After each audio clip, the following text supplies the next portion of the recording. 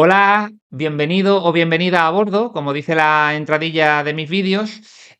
Hoy vamos a ver un aspecto súper importante en materia de tesorería, que son los tres sistemas de liquidación que existen. Dudo mucho que nos vayan a preguntar por el nombre de los sistemas, sin embargo, sí que en el vídeo de hoy lo que nos vamos es a adentrar en las características que los definen. Cuáles son los sistemas o regímenes que le aplican, cuáles son las obligaciones que tienen los empresarios a la hora de emplear unos u otros, cuáles son los plazos, ¿vale? Y también cuáles van a ser las posibles comprobaciones que en materia de cotización y liquidación va a poder llevar a cabo la tesorería. Vamos a, como siempre, a compartir el documento. En este caso, lo que yo ofrezco a los opositores que están haciendo el curso conmigo es, bueno, pues una aplicación, como siempre, muy visual de lo que es la interpretación legislativa regulada en el reglamento, en este caso, de liquidación y cotización. Aquí he utilizado a dos bandas, tanto ese reglamento como la propia Ley General de la Seguridad Social. Sabéis que uno es la ley y el otro es el desarrollo de la propia ley. Entonces, bueno, hay que tener de partida, claro, un concepto súper importante para que no te lleve a equívoco. Y es la diferencia entre lo que es recaudar y lo que es liquidar, ¿vale? Liquidar viene de la palabra liquidación y aquí tengo abiertas en la RAE las aceptaciones que tiene como vocablo, pero tenemos que vincularlo a el segundo en concreto, para que te quede a lo mejor un poco más clara cómo afrontar desde el punto de vista teórico este tema. Cuando hablamos de liquidaciones, hablamos de hacer un cálculo, ¿vale? Que después se materializará en una cuota que habrá que pagar y que ahí es donde entra ya en juego la gestión recaudatoria, ¿vale? Por tanto, ya sabemos qué es liquidar, es calcular, ¿vale? Utilicemos eso como sinónimo y para poder calcular necesitaremos comunicar, ¿vale? En algunos, vamos a ver, según el sistema, cuándo sí y cuándo no, tendremos que comunicar cierta información, lo que va a permitir determinar la cuota. La cuota está basada en el producto de dos conceptos. Por un lado, la base y por otro, el tipo, ¿vale?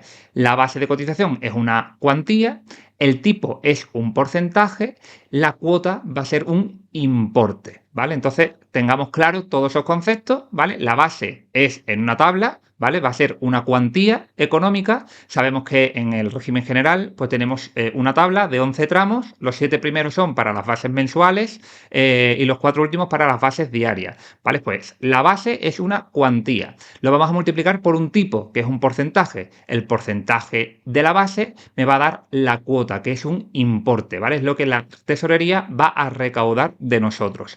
Y a ese resultado se le van a poder, si no se hacen las cosas bien, si no se hacen en tiempo y en forma, se le van a poder aplicar recargos e intereses, que de lleno nos meteremos con ello en el tema del pago voluntario y pago ejecutivo, ¿vale?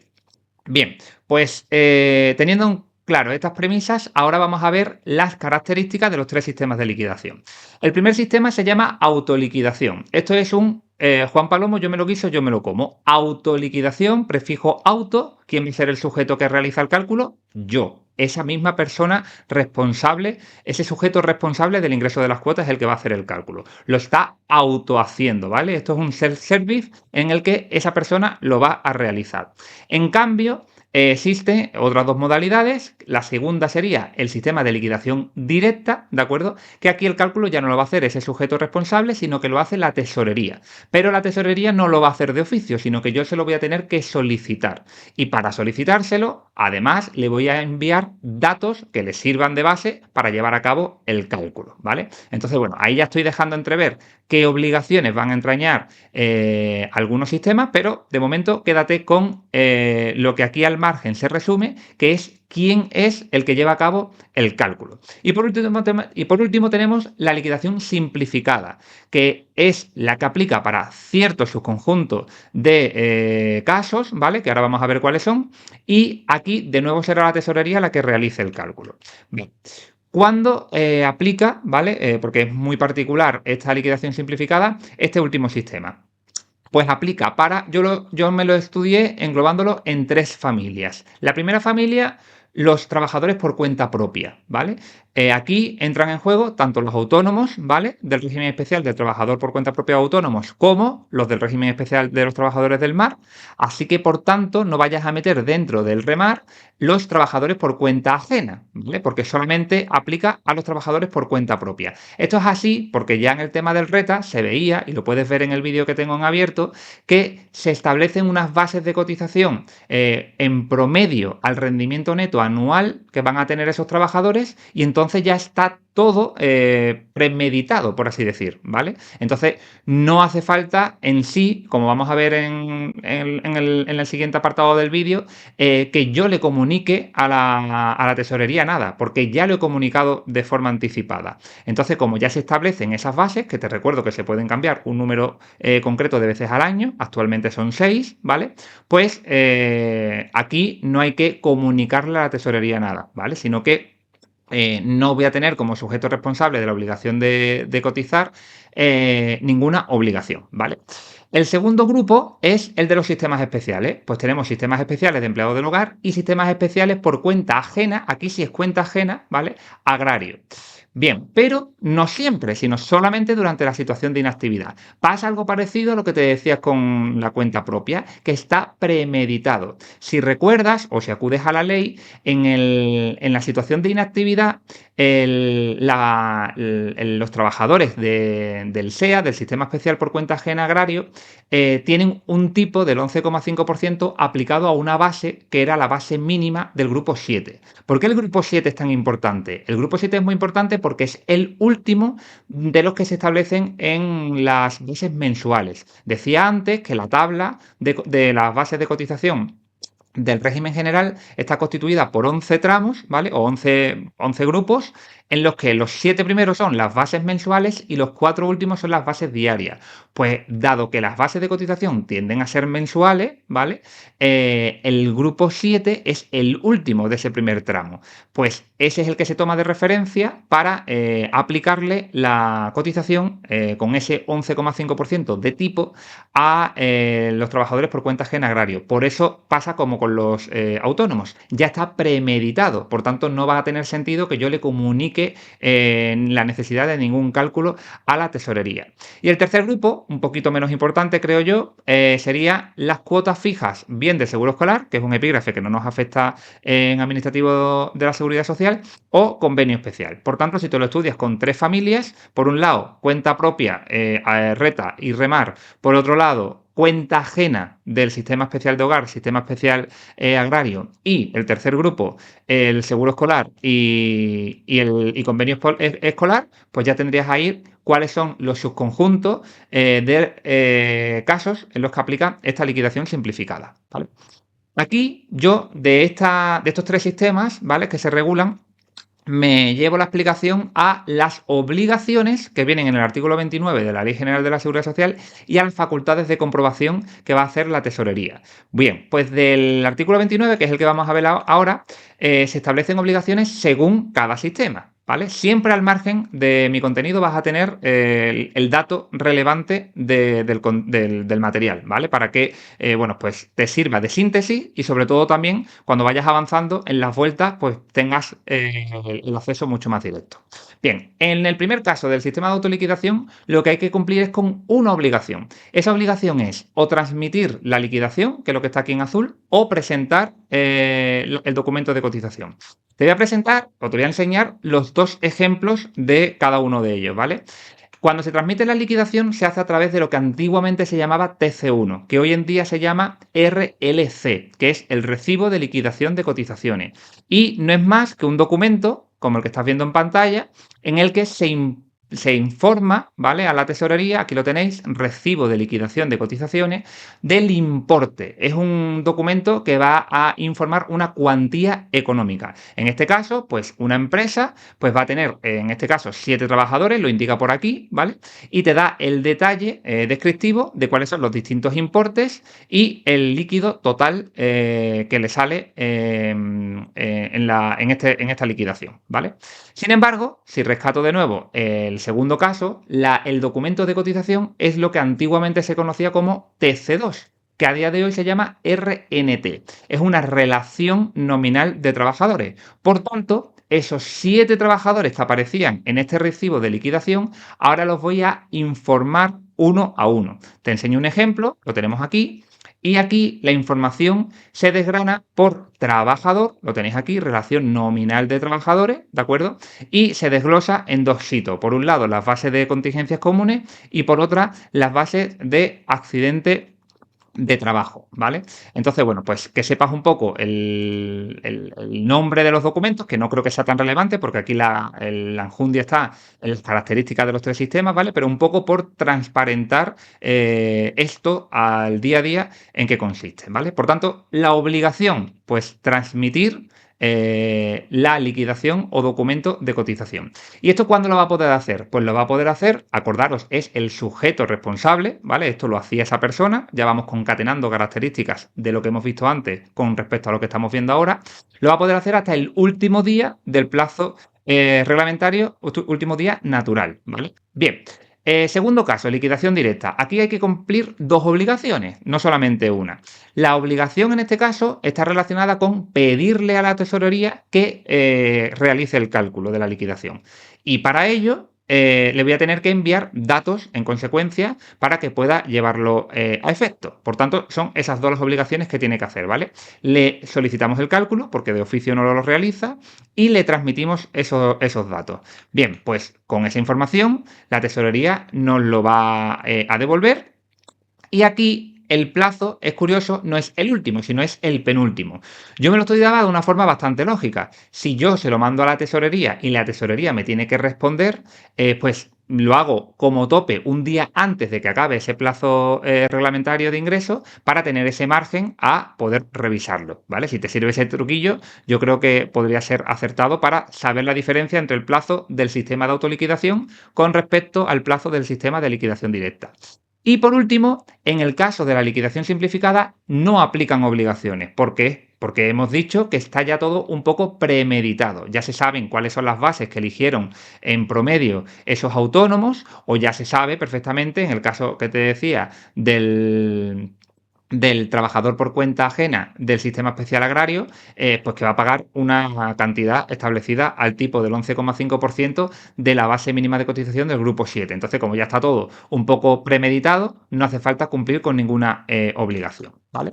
Bien, pues eso con respecto a las obligaciones. Sin embargo, en esta liquidación simplificada, como todo en lo que está relacionado con los autónomos, se complica un poquito, porque la condición para que el autónomo pueda llevar a cabo este tipo de sistemas es que esté el alta efectivamente hecho en plazo, ¿vale? Si no está hecho en plazo, no va a poder llevar a cabo por esa vez el sistema de liquidación simplificada, que es lo que nos dice la ley en este artículo, que si lo lees de primera puede resultar un poco apabullante, pero que si lo descompones tiene todo el sentido del mundo.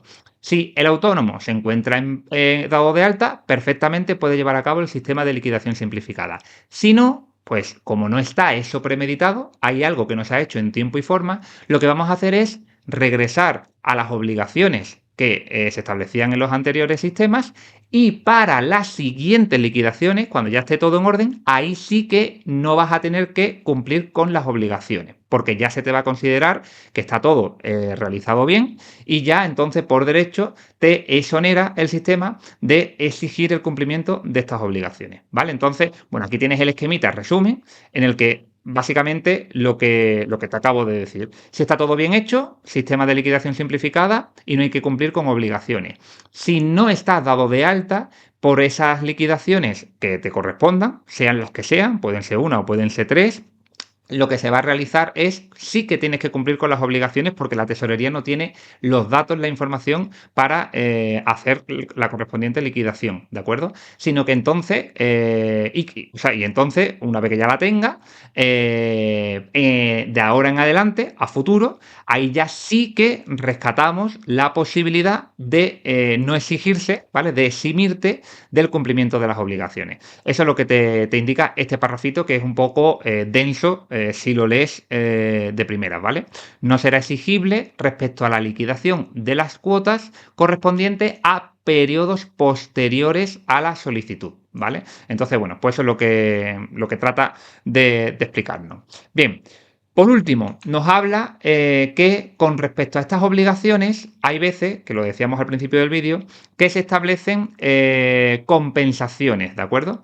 Bien, pues las compensaciones que están directamente relacionadas con la colaboración obligatoria, y la colaboración obligatoria se regula en el artículo 102.1, apartado B. No mezcles, por favor, la colaboración obligatoria con la colaboración voluntaria, ¿vale? La colaboración voluntaria está relacionada con la IT para contingencias profesionales y es voluntaria por parte de las empresas. La obligatoria aplica para la IT, pero con independencia de la contingencia, tanto para las comunes como para las profesionales, además de la asistencia sanitaria y recuperación profesional. Pero bueno, con que te quedes con la idea de las contingencias de IT, tanto comunes como profesionales, puede ser suficiente, ¿vale? Y está íntimamente relacionada con el pago delegado, ¿vale? Que entra en juego en el caso de las contingencias comunes a partir del día 16, ¿vale?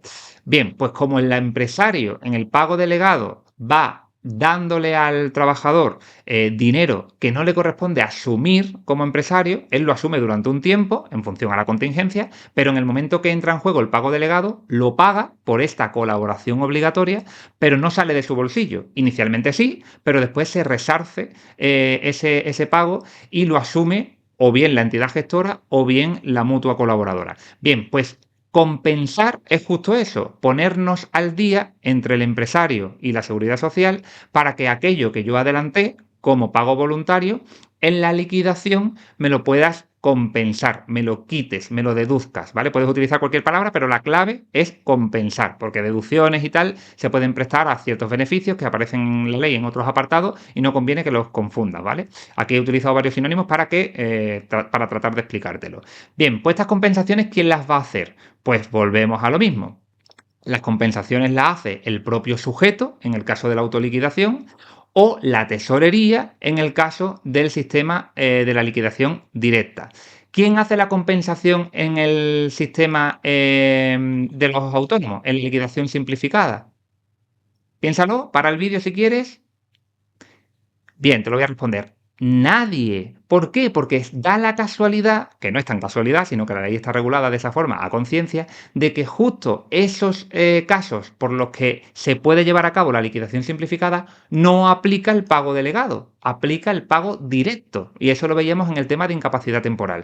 En el trabajador autónomo, como no tiene nadie, como no tiene jefe, porque él mismo, de forma habitual, directa y personal, realiza su propia actividad económica, es es la entidad gestora, o en este caso, la mutua colaboradora, la que va a pagar la prestación. Como paga la prestación y no hay pago delegado, no hay nada que compensar, ¿vale? Entonces, pues lo mismo pasa con el resto de circunstancias, ¿vale?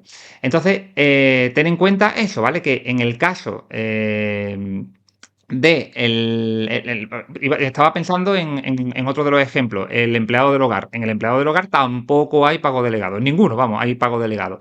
Entonces, por eso no tiene que hacerse ninguna compensación, porque la compensación está directamente relacionada con el pago delegado, ¿vale? Bien, pero ¿qué puede pasar? Pues que tú puedas llevar a cabo esa compensación, pero solo en el caso de que hayas hecho las liquidaciones en tiempo y forma. Si no, te dice la ley que no vas a poder hacerlo en la liquidación, ¿vale? Correspondiente. ¿Vas a tener que asumir tú al final ese coste? Rotundamente no, ¿vale? Pero vas a tener que poner en marcha un procedimiento distinto, paralelo, para recuperar ese dinero que en concepto de pago delegado ya abonaste y que no te corresponde a ti asumir, ¿vale? Entonces, eso es lo que quiere decir este párrafo, ¿vale? Entonces, fuera del supuesto regulado en este apartado, los sujetos responsables del pago de cuotas no podrán compensar, ¿vale? Ese pago delegado. Y en consecuencia, habrá derecho a que esos sujetos responsables puedan solicitar el pago de sus respectivos créditos frente a la tesorería, las entidades gestoras o las mutuas colaboradoras, ¿vale? ¿Cuál es el supuesto regulado en este apartado? Lo que te destaco en verde, ¿vale? Cumplir con las obligaciones dentro del plazo, ¿vale? Si lo haces dentro del plazo, todo contento y se va a aplicar la compensación, bien por parte del propio sujeto responsable o bien por parte de la tesorería. Si no, no vamos a poder hacer la compensación y para recuperar ese dinero tendremos que abrir un procedimiento paralelo. Bien, hablábamos que íbamos a acudir a dos artículos. Hemos visto el 29, ahora vamos a ver el 36. Esto simplemente es un pequeño matiz que es muy fácil de recordar y que, bueno, pues no está de más que lo lleves en la mochila. Las comprobaciones que puede hacer la tesorería son de dos naturalezas. Una va vinculado a los dos primeros sistemas, que va a ser, oye, si no me pagas, te lo voy a reclamar. O bien, si participa en la inspección, ¿vale? Lo que va a hacer en vez de una reclamación de deuda es un acta de liquidación, ¿vale? Entonces, pensad que la tesorería está cómodamente sentada en su oficina y que no va al centro de trabajo, ¿vale? Mientras que la inspección sí que se desplaza porque hay actuaciones inspectoras hacia los empresarios, ¿vale? Entonces, bueno, pues ten en cuenta eso, que por un lado la tesorería hace reclamaciones de deuda, por otro lado la inspección lo que hace son actas de liquidación. Bien, pues eso corre para los dos primeros sistemas, autoliquidación y liquidación directa. Por contra, en la liquidación simplificada, donde estaba todo un poco premeditado, lo que aplica es una liquidación complementaria, ¿vale? Ahí no se aplica la reclamación de deuda ni el acta de liquidación. De hecho, cuando estudias el periodo, la gestión recaudatoria, verás que para los autónomos lo que aplica directamente es la providencia de apremio. No se le hace una reclamación de deuda ni un acta de liquidación, ¿vale? Entonces, bueno, pues ten en cuenta que esto es la facultad de comprobación que hace la tesorería, aunque participa también o puede participar la inspección, está relacionada con estos conceptos. Bien, pues como siempre digo, la información acerca de mi sistema la tienes en la caja descriptiva y que, bueno, pues si te resulta interesante todos estos aspectos, aquí lo que muestro en abierto son píldoras de conceptos así más genéricos relacionados con la oposición y, como siempre, espero que te haya gustado el contenido porque hemos llegado a nuestro destino. Hasta luego.